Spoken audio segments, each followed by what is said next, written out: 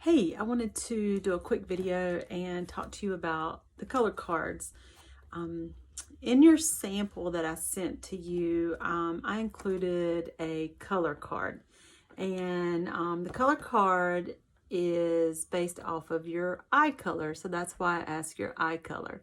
So Mary Kay has made it very simple for us consultants to be able to help you ladies with your first colors. And so what this is this would be for a blue-eyed lady.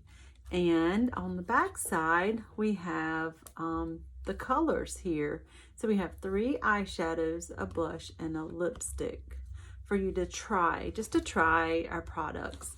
And they're actually numbered. So you got a 1, 2, 3 on here, and then up here it tells you about each color, and then it shows you on here 1, 2, 3 where to apply the eyeshadow, and then number 4 is your blush, so it shows where to put your blush, and then your number 5 is going to be your lipstick.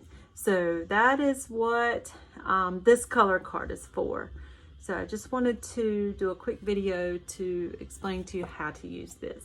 If you have any questions, please let me know. Thank you.